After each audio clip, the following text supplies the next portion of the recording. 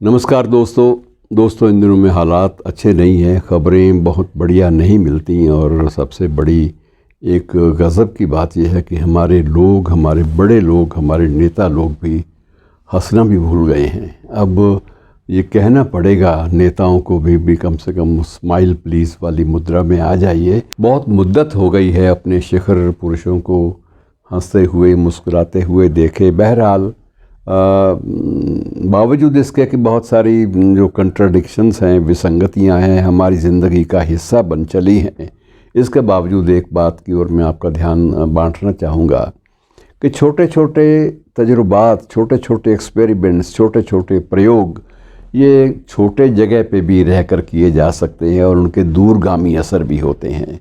मैं आपका ध्यान दिलाना चाहता हूँ, ये सोनीपत के पास, पानीपत और सोनीपत के बीच में एक गांव है, यमुना के किनारे बसा हुआ। ये गांव समराला सब डिवीज़न में है और इस गांव का जो नाम है वो हथवाला गांव है।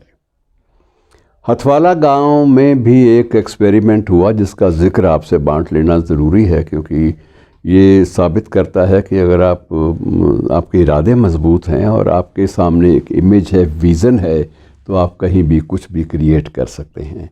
तो वहाँ कुछ लोगों ने मिलकर एक जीवनशाला के नाम से एक संस्था बनाई गांव में। आबादी गांव की कुल मिलाकर बच्चों बूढ़ों के समेत 10,000 से ज़्यादा नहीं। तो ये हथवाला गांव जो है, कभी उधर मौका मिले तो आप भी देखने जाइएगा।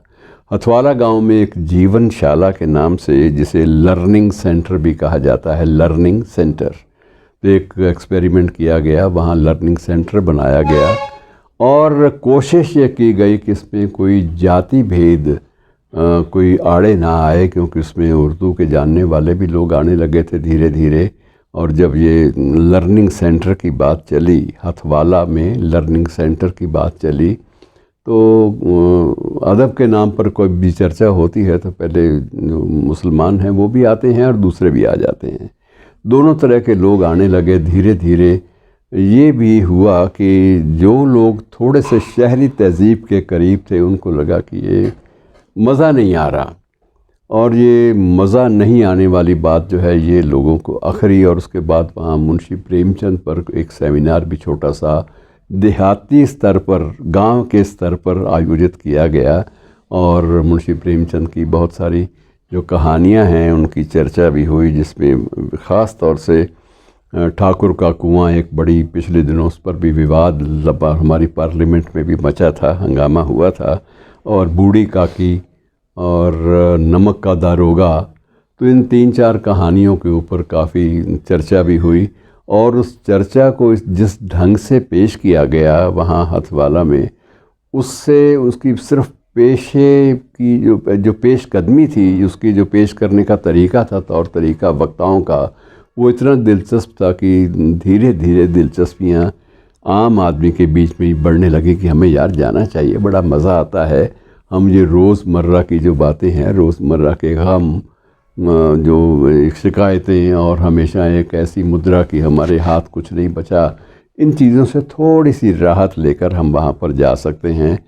और धीरे धीरे लोग जाना शुरू हो गए और कोई जाति का वहाँ विवाद नहीं है। और उस गांव के उस लर्निंग सेंटर में, जिसे जीवनशाला भी कहा जाता है, उसमें ये एक्सपेरिमेंट इतना कामयाब रहा कि अब मांग होने लगी कि आसपास के गांव में भी अगर ऐसे लर्निंग सेंटर खुल जाएं, ऐसी जीवनशालाएं खुल जाएं, तो ज़िंदगी को करीब से देखने का उनको मौका मिल जाएगा।